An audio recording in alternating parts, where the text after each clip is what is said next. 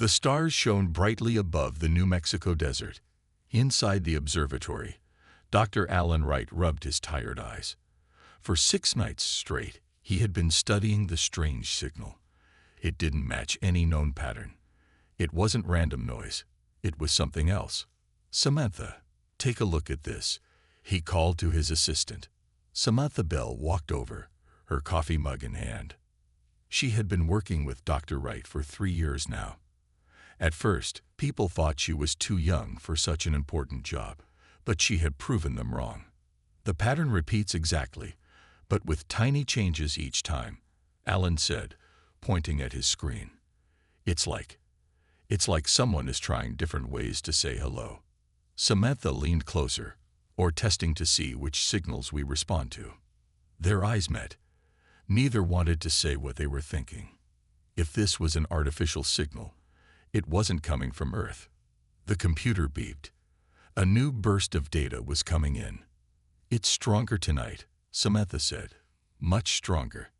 Alan nodded. "Whatever it is, it's getting closer." For weeks, they worked in secret. They didn't want to cause panic. They didn't want to be laughed at, either.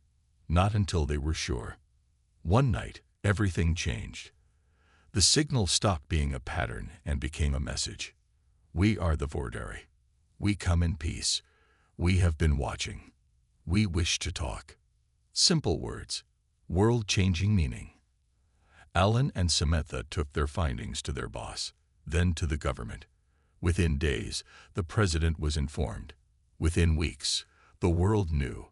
We are not alone. The Vordari sent more messages. They explained they were part of something called the Concordat, a group of space-traveling civilizations that work together. They had been watching Earth for many years. "We believe humans are ready to join the wider community of intelligent life," one message said. People around the world celebrated. Religious leaders debated what it meant. Scientists like Alan and Samantha worked day and night to learn more about the Vordari. But one night, something strange happened. A different signal came through their equipment. It wasn't meant for them to hear. The humans advanced too quickly. "The Draconians are right to be concerned," said a voice speaking in the Vordari language they had started to understand. "The council is divided. Not all agree they should be welcomed," another voice replied. Alan and Samantha looked at each other. This didn't sound like the friendly messages the world had been receiving. "We need to tell someone," Samantha said. "Who? And what exactly would we tell them?" "That we accidentally heard aliens gossiping about us." Alan shook his head. "We need more information first." In the days that followed, they secretly recorded more of these hidden conversations. They learned that the Concordat was not as united as the official messages claimed. Some alien species feared humans. Others wanted to help us.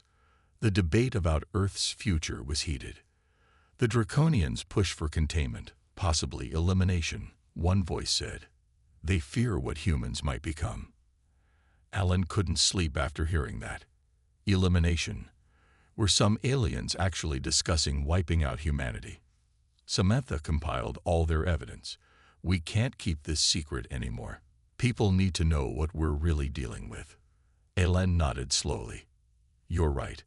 But we need to be careful how we present this. We don't want to cause panic." As they prepared their report, a new official message arrived from the Vordari. They were sending representatives to meet with Earth's leaders. The first face-to-face contact between humans and aliens would happen in 6 months. 6 months, Alan said, looking at the stars through the observatory dome. "I wonder if that's enough time for us to prepare for whatever is really coming." Samantha squeezed his shoulder. "Either way, nothing will ever be the same again." Neither of them said what they were thinking, that humanity's future might already be being decided in debates among the stars, debates we weren't invited to join. 6 months passed quickly. Earth changed in that time. Countries that once fought each other now worked together. A new organization called the United Earth Council was formed to speak for all humans. Ambassador Eric Taylor was chosen to lead the first human delegation to meet the aliens. The day of departure arrived. A small group gathered at the newly built launch facility in Arizona. Lieutenant Kate Dixon checked her uniform one last time. As one of Earth's top pilots and language experts, she had been selected to join the ambassador's team. "Nervous?" asked Ambassador Taylor, walking up beside her. "No, sir," Kate lied. "Just ready to get started." In truth, she was terrified. Not of space travel or meeting aliens, but of the responsibility. What if she said the wrong thing? What if she somehow caused a misunderstanding that harmed Earth? Dr. Alan Wright and Samantha Bell were also part of the team. Their discovery of the hidden alien conversations had earned them a place on this historic mission. "Remember," Alan whispered to Kate, "not all of them want us at the table. Be careful." The ship that would take them to the edge of the solar system was small but powerful. It used new technology based on hints in the Vordari messages. The journey that once would have taken years now took only days. As they approached the meeting point, everyone fell silent. Through the main window, they saw it for the first time, an enormous space station, shaped like a wheel with spokes leading to a central hub. It glowed with lights of many colors. Several ships of different designs moved around it. "It's beautiful," Samantha said softly. Ambassador Taylor nodded. "And intimidating." Their ship docked at the station. The humans put on their spacesuits, not knowing if they could breathe the air inside. The door opened, and they floated through. They were met by a group of aliens. The Vordari looked almost human, except for their pale blue skin and large, dark eyes. They were tall and thin, with long fingers and hairless heads. "Welcome," said the lead Vordari, in perfect English. "I am Xylox, first speaker of the Vordari delegation. We are honored by your presence." Ambassador Taylor stepped forward. "The honor is ours. We come seeking friendship and knowledge." Xylox guided them through the station. Kate noticed that other aliens moved away as they passed. Some watched with what seemed like curiosity, others with what might have been fear or disgust. They entered a large round room. 7 raised platforms faced a central speaking area.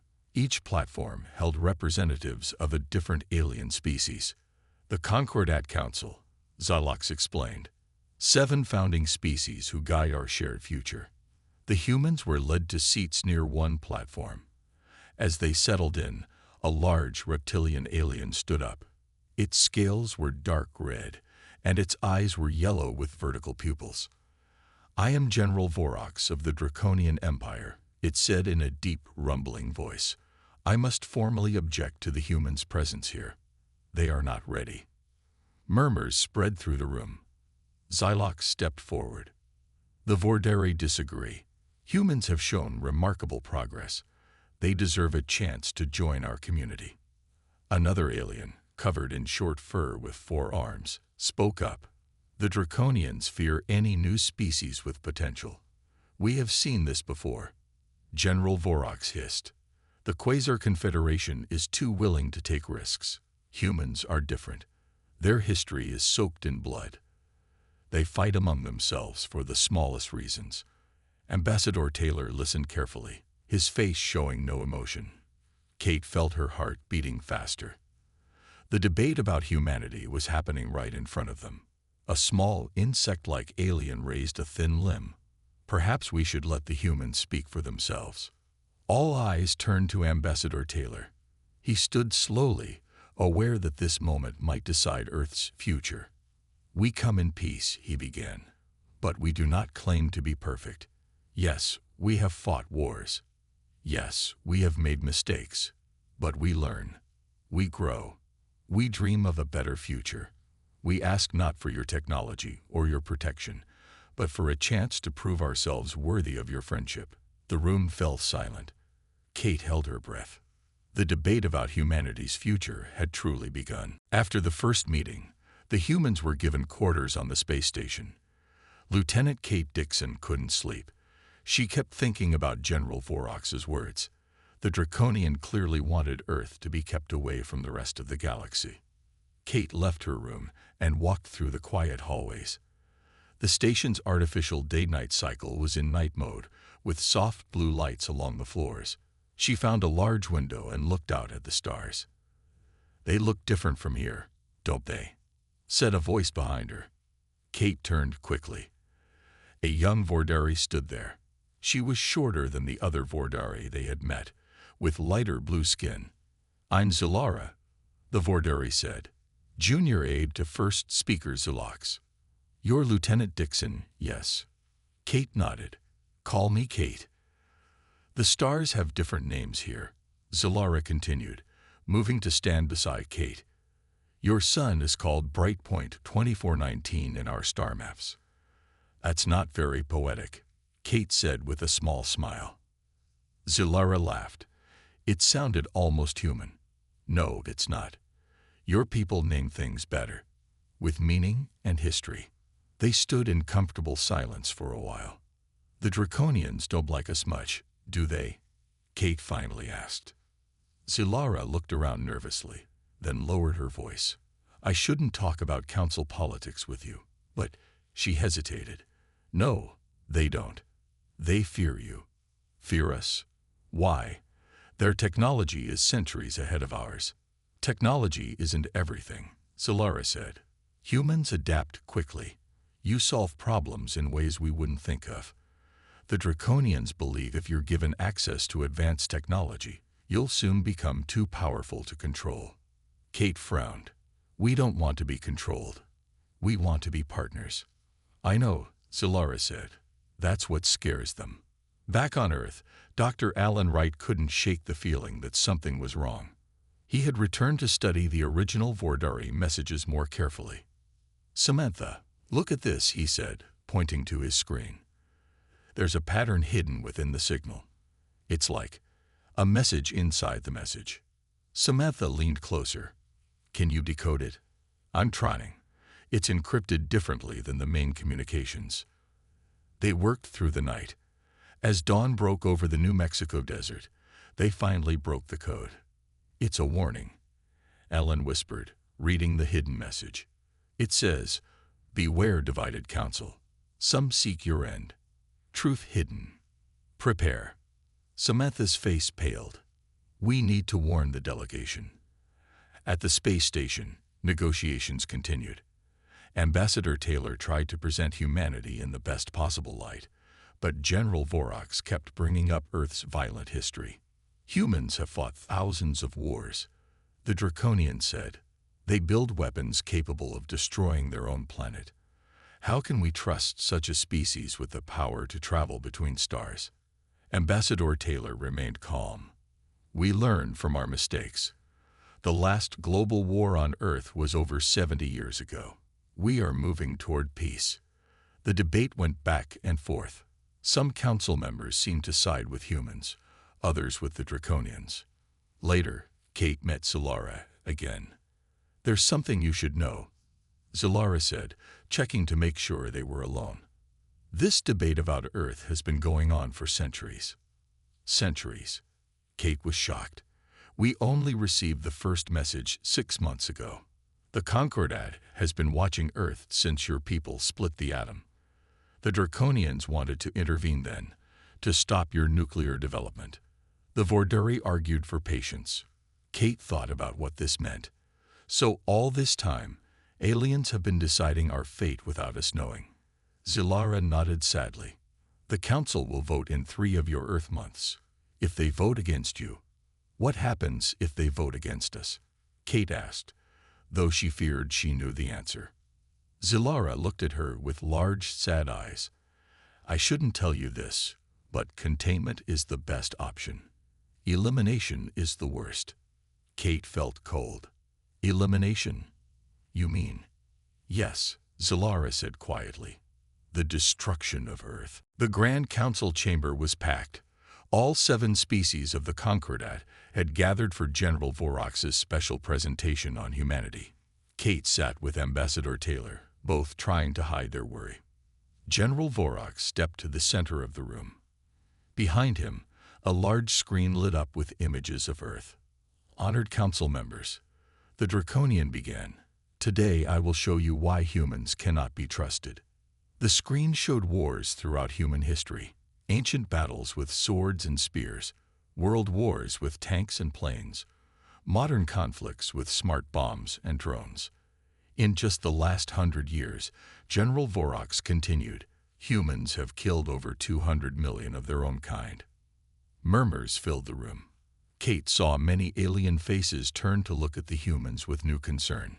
They poison their own planet, Vorox said, showing images of pollution and dying animals.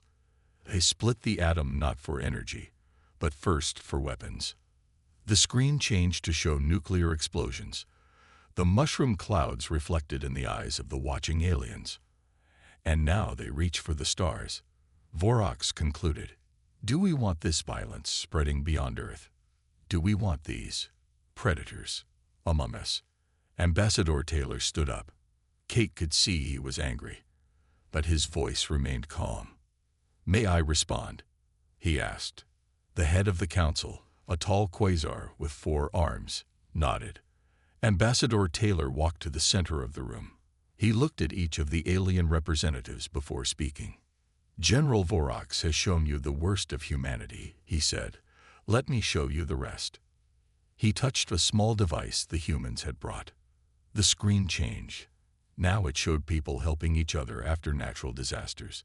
It showed doctors saving lives. It showed music and art and dance. Yes, we have fought wars, Taylor admitted. Yes, we have made terrible mistakes. But we learn. We grow. After our most destructive war, we created the United Nations to work for peace. After seeing the damage to our environment, millions of humans now work to protect it. He showed images of space missions, of scientific discoveries, of humans reaching out to understand the universe. We are young as a species, Taylor said. We are still learning. But look how far we have come in such a short time. From caves to spaceflight in less than 10,000 years. Kate watched the faces of the council members. Some seemed moved by Taylor's words. Others still looked doubtful. We do not ask for your most advanced technology, Taylor continued. We do not ask for special treatment. We ask only for the chance to learn, to grow, to be part of something greater than ourselves. General Vorox snorted. Pretty words, but actions speak louder. Humans say they want peace, yet they prepare for war. Even now, they build weapons in case we prove hostile. Wouldn't you do the same? Taylor asked. If strange beings from the stars contacted your world, wouldn't you prepare to defend your people, just in case? Some council members nodded at this. Even the Draconians seemed to understand this point. The council head spoke. We have heard both sides. This debate is not new. The question of humanity has been before this council many times over the centuries.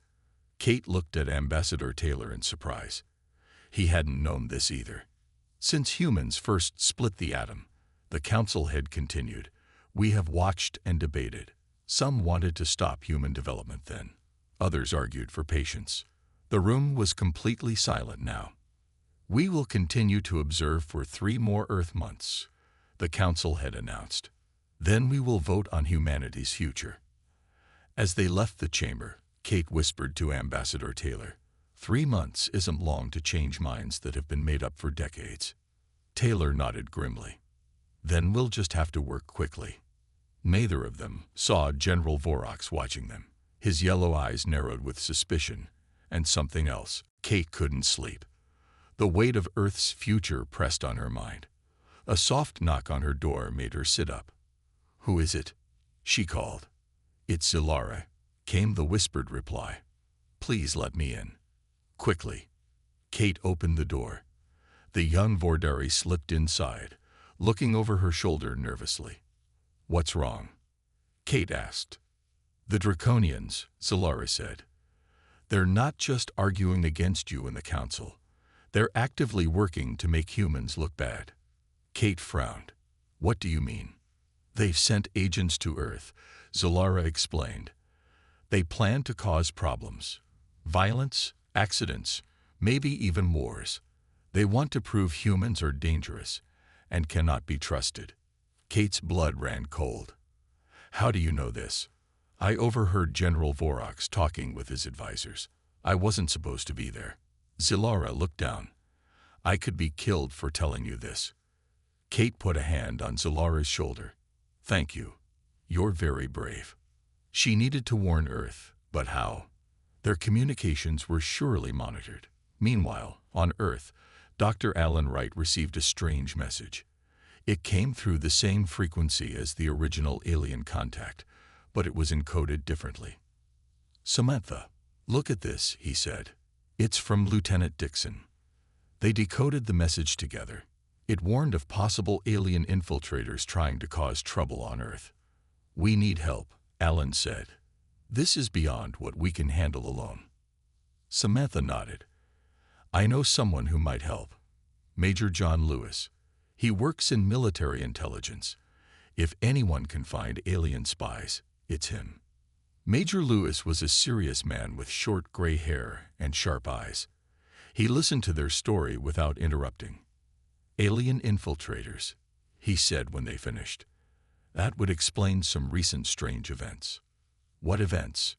Alen asked. Industrial accidents that shouldn't have happened. Computer systems failing for no reason. Politicians suddenly making extreme statements, going against everything they've stood for. They set up a small team. Their mission: find proof of draconian interference. Back at the space station, Ambassador Taylor met with Kate. We have a difficult choice, he said.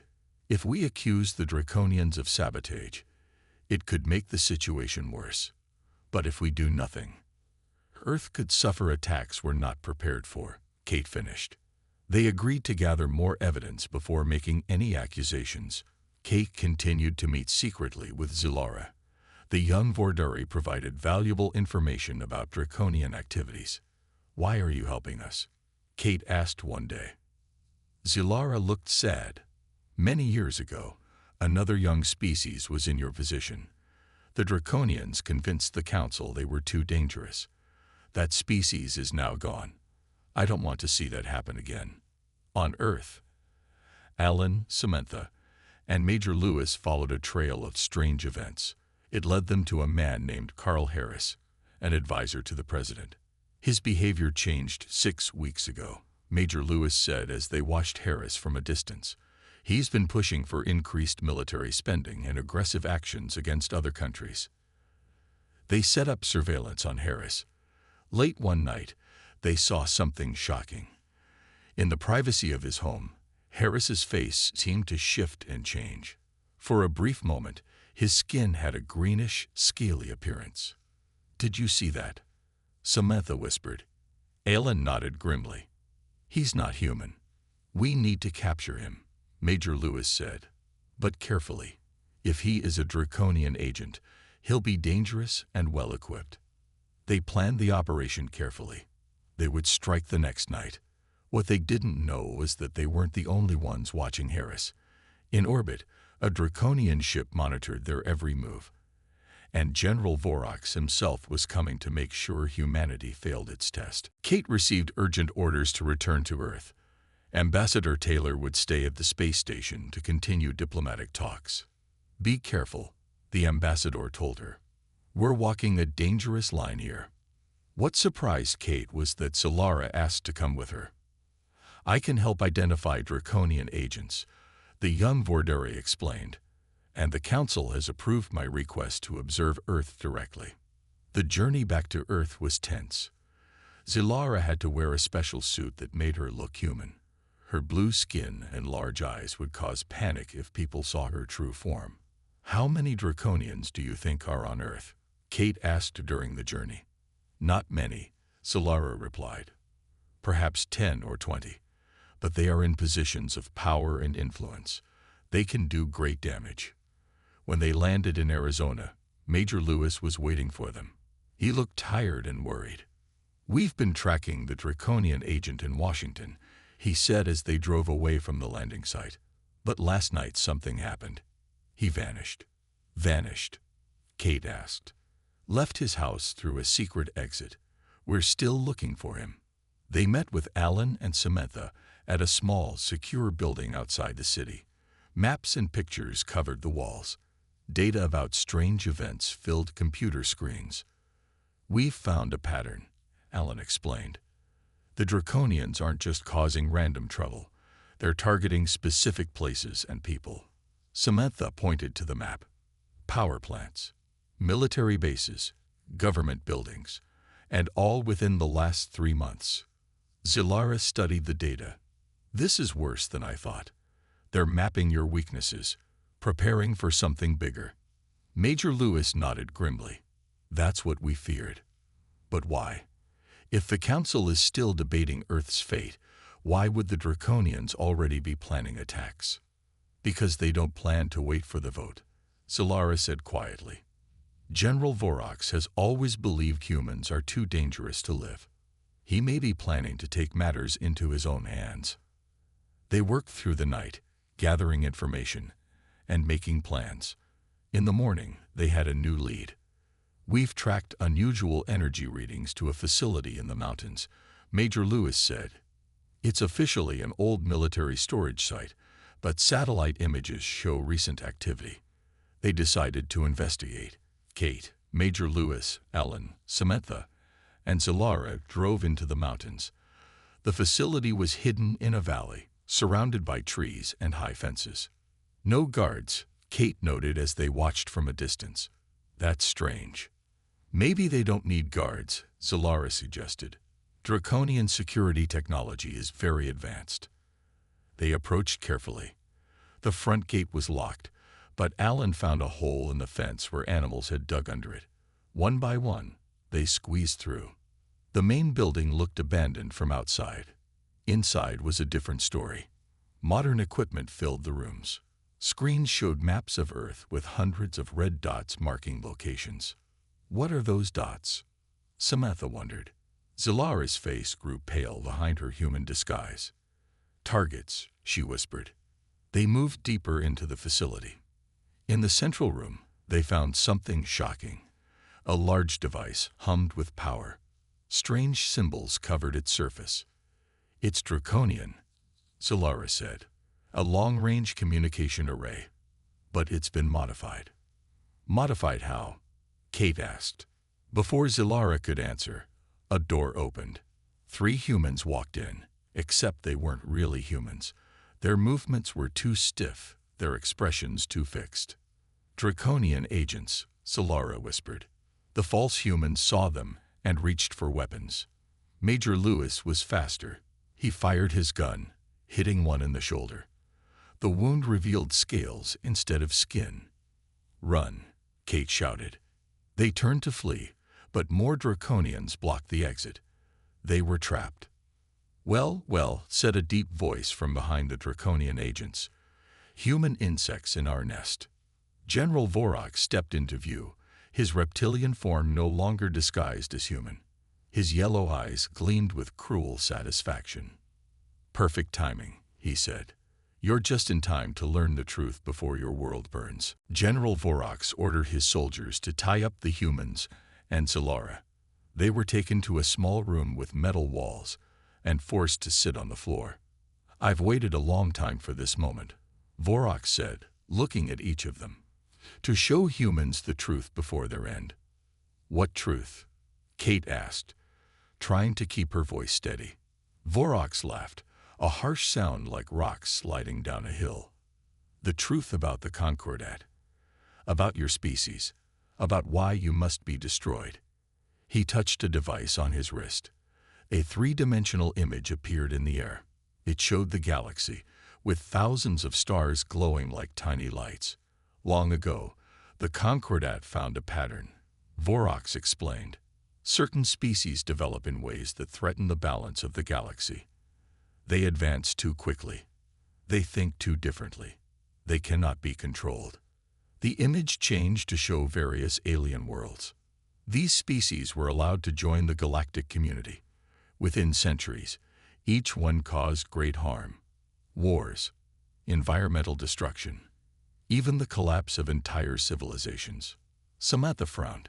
So you decided to destroy any species that might cause problems in the future, before they'd done anything wrong. Exactly, Vorox nodded. Prevention is better than cure. Ellen looked at Zilara. Is this true?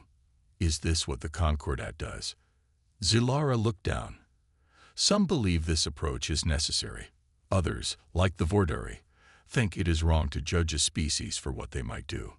Which brings us to humans. Vorox continued. Your kind is the most dangerous we have ever found. Why? Major Lewis asked. We're not even space travelers yet. But you will be, Vorox said. And when you are, he shook his head. Humans adapt faster than any species we know. You solve problems in unexpected ways. You survive conditions that should kill you. And you never, ever give up. Kate wasn't sure if these were complaints or compliments. Most concerning, Vorox went on, is your creativity. You imagine things that don't exist, then make them real. No other species does this, as well as humans. The general walked around the room, his clawed feet clicking on the metal floor. For centuries, the debate about Earth has divided the Concordat. The Vordari believe humans could be valuable allies. My people know better. You are too unpredictable, too dangerous. So you decided to cheat, Kate said. Instead of waiting for the vote, you're going to attack Earth anyway. Vorox smiled, showing rows of sharp teeth. Not just attack. We will make humans destroy themselves. Our agents have been placing devices in your nuclear facilities, your military bases, your centers of government. Soon, they will all fail at once. Your countries will blame each other. Nuclear war will follow. You monster, Samantha whispered. No, Vorox said. I am a protector. I save the galaxy from threats like you. Suddenly, alarms began to sound. One of the Draconian soldiers rushed in. General, we have detected a Vordari ship entering Earth's atmosphere. Vorox looked furious. How? They weren't supposed to know. He stopped, then turned to look at Zilara. You warned them. Zilara lifted her chin. The Vordari no longer support the old ways of the Concordat. We believe every species deserves a chance. Fool, Vorox shouted. Your people are weak. Sentimental. This is why the Draconians must lead. He turned to his soldiers. Begin the operation now. We have no more time. As Vorox left the room, Kate looked at Zilara. What happens now? Now, Zilara said, we hope my people get here in time, and we escape if we can. She revealed that her human disguise had hidden a small device. This can cut through these ropes. But once we're free, we'll have to fight our way out. Major Lewis nodded. We've faced bad odds before. Not like this, Zilara warned. Not against Draconians. Then it's time to show them what humans can do when backed into a corner, Kate said grimly. Let's go save our world. Zilara cut through their ropes. They moved quietly to the door. Major Lewis checked outside, then signaled it was clear. We need to reach the communication array, Zilara whispered. If we can send a message to the space station, Ambassador Taylor can alert the Concordat Council. They moved through the hallways, hiding whenever Draconian soldiers passed by. Alan and Samantha found a computer terminal. Can you hack into their system? Kate asked. Samantha nodded. I think so. Their security is advanced, but the basic principles are similar to ours. While Samantha worked, Major Lewis found weapons. He handed a strange-looking gun to Kate. Be careful, he warned. I don't know how powerful these are. On the main screen, they saw General Vorox giving orders. Draconian ships were leaving the facility, heading toward major cities. They're starting the attack, Alan said, his voice tight with worry. Samantha finally broke through the security. I'm in. I can access their communications. Send a message to the space station, Kate ordered. Tell Ambassador Taylor everything we've learned. As Samantha worked, alarms sounded again. A voice announced, Vordari ships detected. All personnel prepare for defense. My people are here, Zilara said with relief. They felt the building shake as something hit it from outside. We need to move, Major Lewis said. This place will be a battlefield soon. They headed for the exit, but turned a corner to find General Vorox and 3 soldiers. "Stop them!" Vorox shouted. Major Lewis fired his alien weapon. A burst of blue energy hit one of the soldiers, sending him flying backward. Kate fired too, missing Vorox, but hitting a control panel. Sparks flew as systems began to fail. "The self-destruct!" Vorox shouted. "You've activated it, you fools." A calm voice announced, "Facility self-destruct in 5 minutes." "Run!" Kate yelled. They raced through the hallways as chaos erupted around them. Draconian soldiers were running too, trying to escape the doomed facility. Outside, they saw the sky filled with ships. Sleek blue Vordari vessels fired at larger, darker Draconian ships. It was a full-scale battle. "We need to get to safety," Major Lewis said. "The mountains will protect us from the explosion." As they ran, a Draconian ship landed nearby. General Vorox emerged, his eyes filled with rage. "You will not stop us," he hissed, pointing a weapon at them.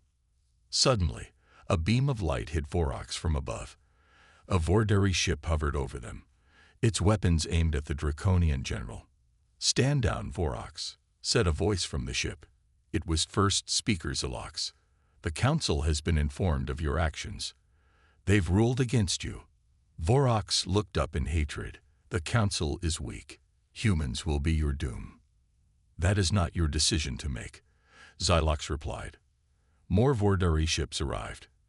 Draconian vessels began to retreat. The tide was turning. In the distance, the mountain facility exploded, sending a massive fireball into the sky. Later, at a secure military base, Ambassador Taylor arrived from the space station. He had important news. "The Concordat Council held an emergency vote," he told the group. "They've ruled that the Draconians violated galactic law by attacking Earth without permission. Humanity is to be offered protection and a path to join the Concordat." "What about General Vorox?" Kate asked. "Captured," Zalox said. "He will face justice." Zilara smiled at her human friends. "This is just the beginning. There is so much for your people to learn, so many worlds to discover, and so many challenges ahead." Ambassador Taylor added, "Earth's nations will need to come together like never before." As the sun set, they stood together, humans and aliens side by side, looking up at the stars. "It won't be easy," Kate said, "convincing everyone on Earth that we need to work together." "Nothing important ever is," Alan replied with a smile. Samantha nodded. "But if today proved anything, it's that humanity can rise to any challenge." In the night sky above, stars twinkled. No longer distant and unreachable, they were now doorways to a future of unlimited possibilities. Humanity had faced its first galactic test, and passed. The debate was over. Peace, not war, would be humanity's future among the stars.